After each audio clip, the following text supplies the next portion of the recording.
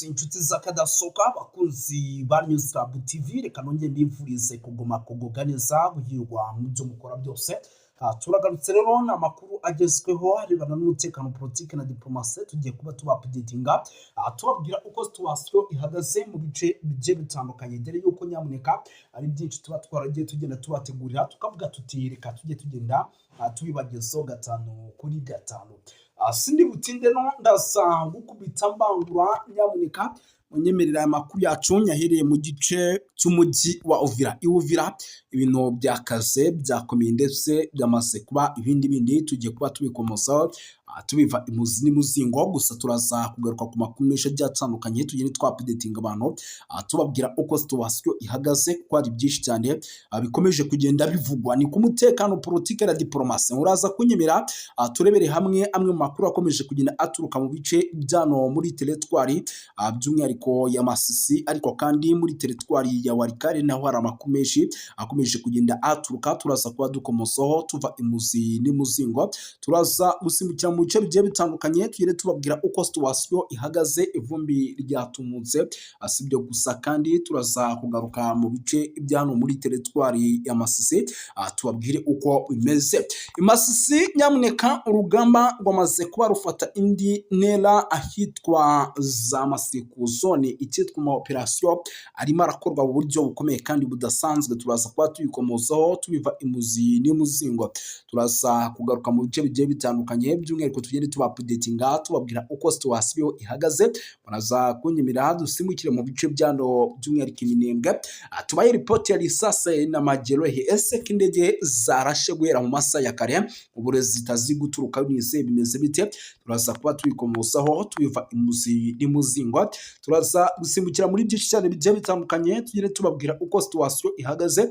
Muraza kunyemera turebere hamwe amwe makuru akomeje kugira aturuka by'umwihariko ahitwa za Masisi zone, tubabwire uko situation imeze. Turaza by'umwihariko guturuka mu bice bigiye bitandukanye tugende tubapdatinga nyamuneka tubabwira uko byifashe. Turaza gusimbukira mu Bijumbura hano turebere hamwe bya CNDD-FDD ikomeje kugenda iba ibyayo byamaze kuba agateranza bakanyina wanzamba. CNDD-FDD nyamuneka urugamba rushobora kuza kwimukira mu cyitwa iri shyaka nyamuneka rikomeje kugenda rigaragaza yuko isaha n'isaha ishobora kuza kurikomerana. Turaza kuba byose tubikomozaho tubiva imuzi n'imuzingo, ariko kandi muraza kunyemerera turebere hamwe mu makuru akomeje kugenda aturuka ku kibuga cy'indege cya Bujumbura cyitiriwe Michael Ndadaye International Airport.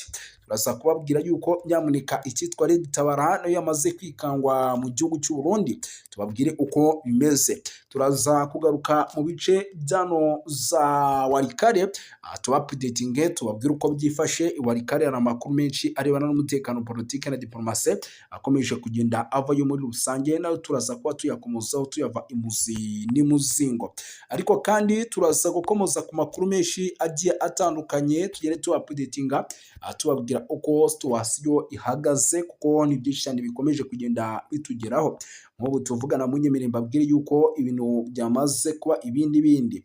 Ihangane ijambo rya Perezida Evariste Ndayishimiye ryamaze gukanga abayobozi bakomeye cyane mu gihugu cy'u Burundi, barimo n'uwitwa Eveyo Ndikuriyo bashobora kuza guhana amarozi abandi bakicana nk'uko biri kugenda bitangazwa n'igihugu cy'u Burundi. Ibyo byamaze kuba bitera ubwoba abatari bake. Izo nkuru zose nyamuneka tugiye kuzikusanya mu gihe gito cyane tubapdatinge tubabwire uko situation ihagaze.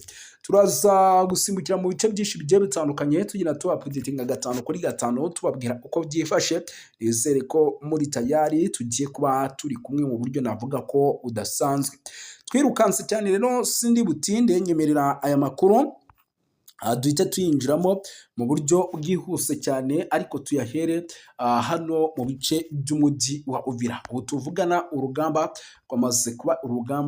rwamaze kuba imberenge kuko icyitwa abasirikare nyamuneka benshi barimo barimena mu buryo navuga ko udasanzwe. Abasirikare rero barimo barimena bakaba ari abasirikare navuga ko barimo baraturuka mu bice bya hano by'umwihariko muri Bujumbura. Abasirikare rero bakaba bari guturuka baturuka ku kibuga cy'indege cyitiriwe Michael Ndadaye International Airport bakinjira hano by'umwihariko mu gihugu cy'u Burundi bakoresheje uyu mu gihugu cya Repubulika ya Demokarasi ya Kongo by the way bakoresheje uyu mupaka wa Katumba, ibintu bikaba byakomeye ariko kandi rwose bikaba byamaze kuba ibindi bindi. Namwe mu makuru rero akomeye cyane tugiye kuba twinjiramo tuva imuzi n'umuzingo, ngira ngo mu kanya gato imibare y'abagera kuri 500 bari bamaze kuhagera, bikavugwa yuko rero abo basirikare bavanze neza cyane, harimo amoko agiye atandukanye y'abasoda, by'umwihariko rero ngo aba basoda ngo hakaba harimo abasirikare b'Abanyatanzania, harimo abasirikare b'Abanyatanzania, ahangaha hakabamo abasirikare by'umwihariko ba hano muri igihugu cy'u Burundi, n'ubundi harimo abasirikare b'abacancuro, hakazamo bazarendo FDL n'ubundi nk'ibisanzwe. Aba rero bamaze kuba bitegura by'umwihariko isaha ku isaha baraza kuba bibereye mu gihugu cya Repubulika ya Demokarasi ya Kongo, kuko mu kanya gato gashize batubwiraga ko bari ku mupaka by'umwihariko wa Gatumba, ukaba ari umupaka uhuza igihugu cya Repubulika ya Demokarasi ya Kongo ndetse n'igihugu cy'u Burundi. Ibi byose rero ni bimwe mu bintu turaza kuba tugenda dukomoza tuva imuzi n'imuzingo, tubapdatinga tubabwira uko situation ihagaze. Nyamuneka birumvikana ko ibintu byamaze kuba biba ibindi bindi. Ikindi kintu rero gikomeje kugenda kinakara tuvugana nuko mu bice bigiye bitandukanye byano mu mujyi wa Uvira nubwo abasirikare bari koza ikoranabuhanga ryaho rimeze nabi cyane, kugezaho aho bari koza abaturage ntibamenye ese bimeze bite, byifashe bite. Ibi byose abaturage bakaba bari mu kirahiro batazi uko situation ihagaze. Ibi byose rero ni bimwe mu bintu byamaze kuba bikanga ndetse binatera ubwoba bamwe mu baturage hano ku butaka bwa Repubulika ya Demokarasi ya Kongo. Isaha ku isaha dushobora kuza kubona n'ubundi umujyi wa Uvira bakomeje kugenda bawuhunga mu buryo navuga ko udasanzwe muri rusange. Ariko kandi nanone ku rundi ruhande ziyatahutse nyuma yuko ziranyeshyamba zari zafashe icyemezo cyo kuva muri uriya mujyi zigasubira inyuma. Guverineri rero Perusi mu butumwa yahaye abaturage akigera muri Uvira yavuze ko Perezida Tshisekedi yamusabye kubwira abaturage ba leta aho bari hose ko bagiye kwisubiza ibice byose mu 23 yari yarabambuye. Ati hari benshi biciwe hano, abandi bari mu nkambi z'impunzi, ariko umukuru w'igihugu yambwiye ati genda ubwire abaturage vuba aha tuzarwana, nyuma yo kwisubiza Uvira tuzakurikizaho Kamanyura, nyuma yaho dufate Goma ndetse na Bukavu na Bunagana ndetse n'ahandi. Ibi nibyo uwitwa Jean-Jacques Perusi yatangaje. Perusi kandi yamuneyeho kwirinda kwangwa ku mutego w'umwanzi, ahubwo agaragaza ko ngo bafite imbaraga n'ubumwe bwo gukora buri kimwe cyose. Ati nimukagwe mu mutego w'umwanzi, gutera abanyamurenge, kwica abanyamurenge ndetse no kubatoteza, ibyo ni umukino w'umwanzi. Abandi abasivile, abaroba, abanyamurenge, abashi, abafurero, twese turi abantu duturuka kuri papa umwe ariwe Antoine Felix Tshisekedi Tshilombo. Tugomba gukora buri kimwe cyose tukubahana. Uyu mugabo kandi yanasabye abaturage kubwira abanyamurenge ko bahunze umujyi wa Uvira bagomba gutahuka bagasubira mu ngo zabo, ngo kuko nta wazongera kubatoteza. Yijeje kandi by'umwihariko abaturage ko mu gihe cya vuba imipaka ihuza Kinshasa ndetse na Repubulika Iharanira Demokarasi ya Kongo izongera gufungurwa. Ibyo ni bimwe mu bikomeje kugenda byibazwaho. Uwitwa Perezida Tshisekedi Tshilombo yamaze kugera i Davos. Nyuma yo kuva i Davos yamaze by'umwihariko kwerekeza mu Bufaransa, aho yagiye guhura n'umukuru w'igihugu cy'Ubufaransa Emmanuel Macron, nk'uko amakuru y'ingenzi akomeje kugenda aturuka ku mirongo y'imbere ku rugamba nyamuneka byamaze kugenda bigaragara. Aba rero ngo bakaba bagiye kuganira ku kibazo cy'umutekano muke ukomeje kugenda ugaragara ku butaka bwa Repubulika ya Demokarasi ya Kongo, ngo akaba aricyo kintu cy'ingenzi gikomeye bagiye kuganira ngo barebereho harimwe.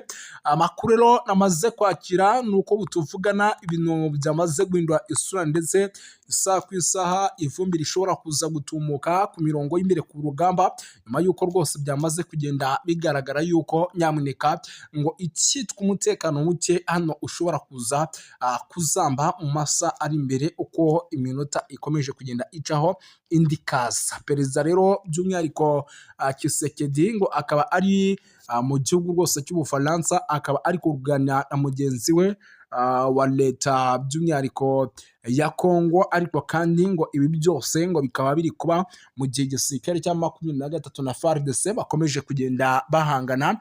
Induru n'akababaro ku bwicanyi n'ihohoterwa bikomeje kugenda bigaragara mu mujyi wa Uvira, nubwo hari abayobozi ba 23 bakomeje kugenda batangaza byinshi, FARDC nayo igatangaza byinshi. Umujyi wa Uvira rero winjiye mu mwijima n'akaga n'icuraburindi kuva ku cyumweru ku itariki ya 18 z'ukwa mbere 2026, nyuma y'uko ingabo z'ihuriro rya Alliance Fleuve Congo AFC 23 zivuye muri uriya mujyi.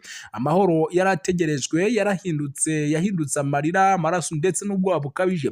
Abaturage bo muri Uvira rero bahisemo kuva mu mujyi, by'umwihariko ibintu bitari byabi cyane kuko ihohoterwa ry'indengakamere ryari rikomeje gukorerwa abasivile, by'umwihariko urubyiruko rutagira kivugira, rukomeje kwibasirwa rero n'ibikorwa by'ubugizi bwa nabi mu gihe kitarenze iminsi mike gusa. By'umwihariko 23 itanze umujyi wa Uvira kugezaho abantu barenga 25 bamaze kwicwa. Iyi ni imibare itangazwa, abenshi muri aba rero ngo rukaba ari urubyiruko rwarashwe, ni mu gihe kandi rwari rufite inzozi zo kubaho mu mahoro ndetse no kubaka ejo hazaza. Abantu bagera kuri 60 baburiwe irengero, imiryango yabo ikaba iri mu gahinda n'ihungabana rikabije, batazi aho berekejwe. Abantu barenga by'umwihariko 130 barafashwe mu buryo bunyuranyije n'amategeko. Ibi byose barashinzwa kuba by'umwihariko ngo ari ibyitso bya 23. Aba barimo abayobozi b'imidugudu, imihanda n'utugari, ndetse abo bose bafunzwe kubw'impamvu zitumbikana bigamije rero gusenya imiyoborere rusange ku bikomeje kugenda bigaragara. Ibikorwa rero byateje uburakari n'agahinda gakomeye mu rubyiruko rwa Uvira. Wazalendo rero bafatwaga nk'abavandimwe n'abarinzi b'igihugu, mu guhungabanya ibitero bahisemo guhinduka abicanyi. Ibi rero byamaze kuba bitera ubwoba batari bake. Urubyiruko rero ruragira ruti twasanze muri abo banzi bacu harimo impamvu nyinshi zitandukanye kandi zikomeye. Kuki telefoni z'abaturage zamurwaga ku ngufu hifashishijwe imbunda? Kuki ubuzima bw'umusore cyangwa se inkumi by'umwihariko mu mujyi wa Uvira hano bwateshejwe agaciro ndetse bugateshwa agaciro ku buryo buri hejuru? Uburyo rero bw'ibikorwa bikorwamo bagaragaza ko biteguwe neza, kwambura abaturage bya ruswa, iterabwoba, kwica nta mpamvu. Urubyiruko rero rwari rusanzwe rwarakomerejwe n'intambara imaze imyaka myinshi ndetse n'umutekano muke, none twahindutse igitambo cy'ihohoterwa rikorerwa imbere mu gihugu ridafite inshingiro na gato. Ibiro bya Voix de Sanseva birasaba ko inzego za gisirikare n'iza gisivile mu gusubira mu murongo w'umutekano w'umujyi no gufata ingamba zihamye zo kurinda akajagari kabaye mu bice by'umujyi wa Uvira. Byanasabye kandi kuba imiryango mpuzamahanga itegamiye ku burenganzira bwa muntu ko bahaguruka kugira ngo batangire by'umwihariko ibikorwa by'ubugizi bwa nabi bigabanyuke bikomeje gukorwa na Wazalendo zitwaje ko zifite imbunda zishobora kwica zikigira babi cyane. Ati amaraso amaze kumeneka ari menshi, amarira yabaye menshi arenze urugero. Urubyiruko rwa Uvira ruravuga ko by'umwihariko ngo rwatunguwe n'ibikorwa by'ubwicanyi bikomeje kugenda biba mu mujyi wa Uvira. Izo ni zimwe mu nkuru zikomeje kugenda zituruka mu mujyi wa Uvira. Ubwo nagira ngo ibintu tubyinjiremo kugira ngo mubanze mwumve ese ibyo Jacques Pelusi yatangaje byaba ari bimwe mu bishobora kuza gufasha abaturage hano mu mujyi wa Uvira. Abenshi bati ni ikinyoma cyambaye ubusa, abandi bari kuvuga ibyabo. Ati ntihagire umunyamulenge uza gusubira inyuma by'umwihariko ngo yinjire mu mujyi wa Uvira.